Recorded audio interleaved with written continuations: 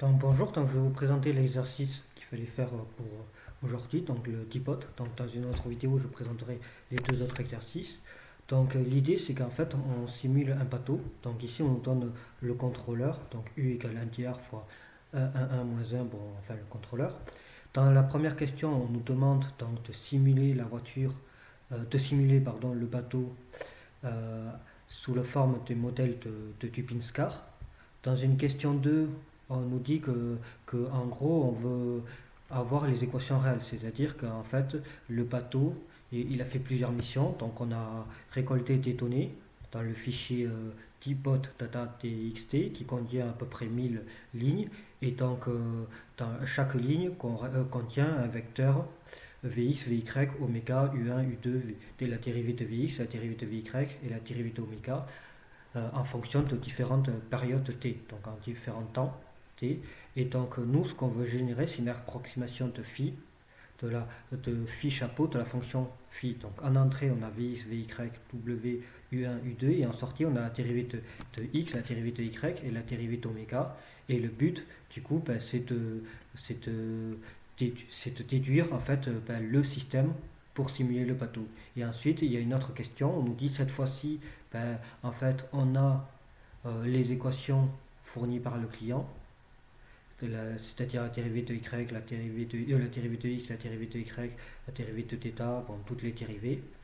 Et ensuite, on nous demande d'implémenter ça et ensuite de comparer avec le programme. Donc voilà, ici nous avons donc tout le programme. Donc pour cette partie, nous avons utilisé la bibliothèque TensorFlow. On a toujours utilisé la bibliothèque Roblib. Donc là, ici c'est la fonction pour dessiner le bateau. Ici nous avons une fonction de contrôle X. Donc ça c'est cette fonction qu'on retrouve ici. Voilà. Ensuite, ça c'est la fonction du contrôle bateau. Donc c'est à peu près la même chose, à part qu'il y a une différence. C'est que là, ça c'est parce que dans cette hypothèse, on dit que y égale 0 dans ce cas. Mais voilà, donc c'est ce qu'on a obtenu ici. Et ici, on dit que la vitesse pour la voiture de Tupin c'est égal à x3. Mais en réalité, c'est pas ça. La vitesse est égale à la racine carrée de vx carré plus vy carré. Normal, si j'ai ici, pardon, euh, x, y et x, on voit bien que vy et vx, on voit bien que ici, la, la, la vitesse v correspond du coup à l'hypoténuse d'un triangle rectangle. Donc c'est bien vy plus vx carré. Voilà. Donc, ici on remet exactement la même équation que pour le contrôleur, pour le bateau, à part que ici on a calculé v. Et donc on retourne U.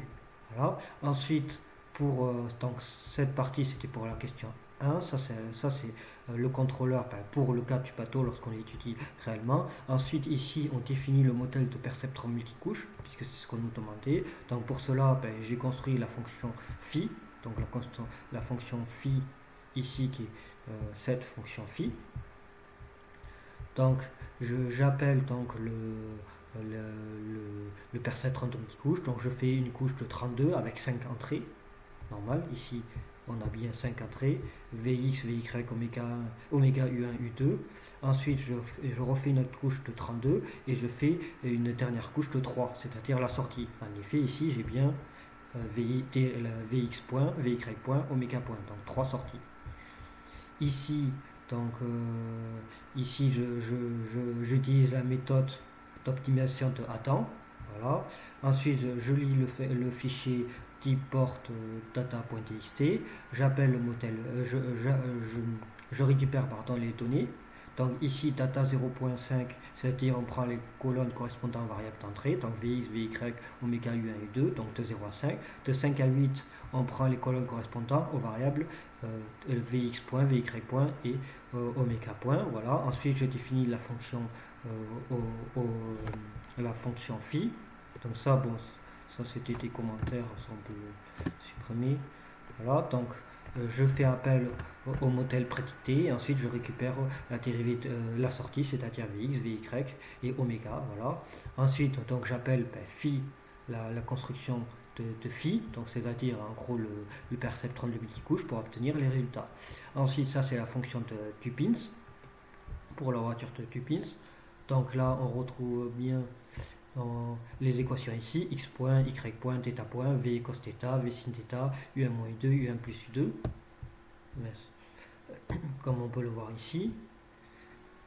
Voilà. Ensuite, la définition du bot.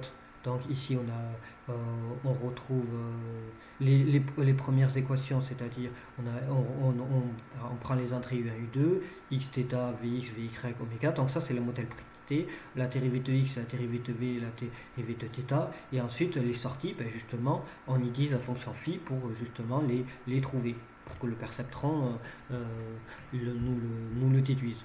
Donc voilà, et ensuite je retourne la dérivée de x. Et ensuite pour le client, ben, j'ai juste implémenté en fait les équations qui m'étaient données ici, voilà, tout simplement. Et ensuite, voilà, et ensuite je retourne dx.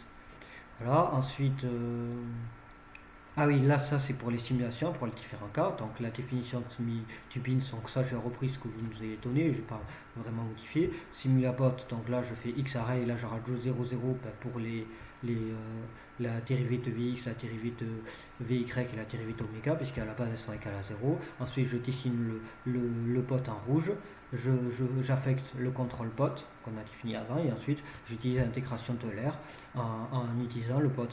Voilà. Et pareil pour le simili-client, à part qu'ici ben, on utilise les équations au niveau du client. Donc voilà, donc maintenant on nous demandait, donc je vérifie le temps, on nous demandait de simuler Tuppins d'abord. Donc si je fais hop, Python, et si je fais CTRL S, pardon, il faut que je décommande ça. Voilà. Ah non, c'était pas ça, c'était Python, le nom du fichier, hop, final, voilà. Donc je vérifie le temps parce qu'on ne peut pas déposer une vidéo de plus de 15 minutes. Donc là ça charge. Voilà, toutes les époches se font là. Voilà, bam, bam. Voilà, et là on a en bleu la voiture de Tuppins. Dans le cas de Tuppins. Voilà, bon. Là on voit bien. Ensuite, il nous demandait de comparer celle du bateau et celle du client, et comme les simulations sont longues, on va les comparer direct en même temps. Donc en rouge on a c'est-à-dire celle calculée par le multicouche, et en vert c'est celle du client. Donc je fais CTRL S, je relance le calcul, hop. Donc là on a les époches. Ah oui, j'ai fait entrer ou pas? Oui, donc là ça prend du temps, voilà. Donc là les calculs se font, voilà.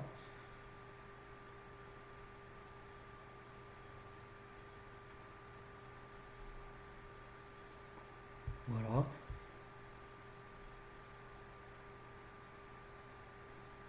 Ah oui, et là on voit en rouge. Attends, si on zoome, parce que... Hop. Comment on fait pour zoomer? Voilà. Oh, pardon. J'aurais dû dézoomer. Reset. Comment on fait pour dézoomer? Attendez. Excusez-moi, j'ai voulu zoomer et par mes cartes ça fait un peu du n'importe quoi. Hop. Et je sais pas pourquoi. Là, je CTRL S. Donc là. Bon, on va d'abord simuler la voiture du client, et ensuite je ferai afficher celle du client, parce que là les deux ont l'air de bugger, on dirait. Quand je mets les deux, bureau,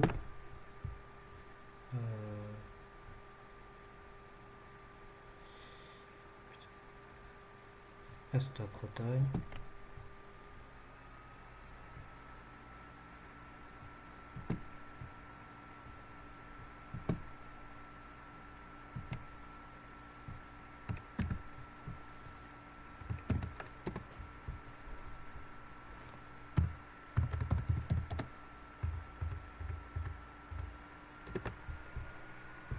Je vérifie le temps. toutes 15 minutes, je vais arrêter.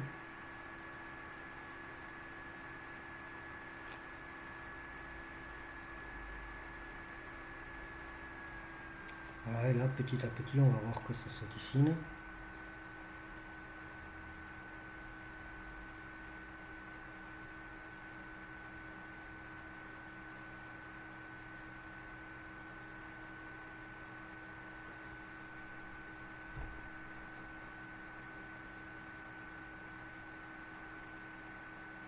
Bon, en gros, on va avoir au final un truc qui fait une courbe qui fait ça, et ensuite, ça va vouloir retendre et ça va faire que ça.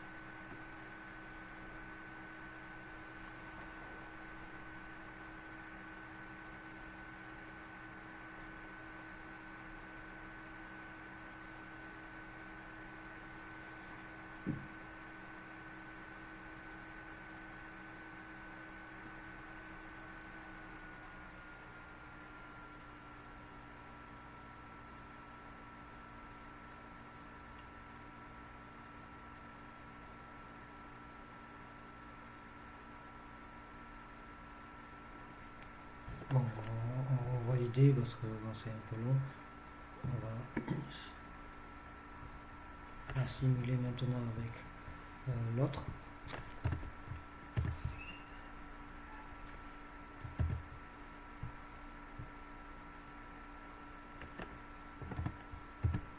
Parce qu'il ne reste plus beaucoup de temps. 12.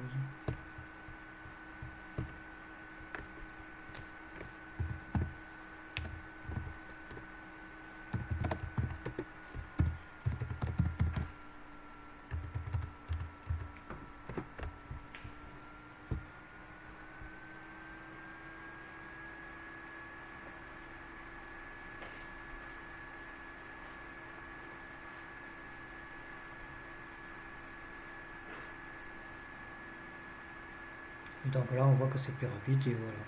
Donc là, on voit que à peu près, normalement, par rapport à gauche, légèrement au-dessus, c'est le combat.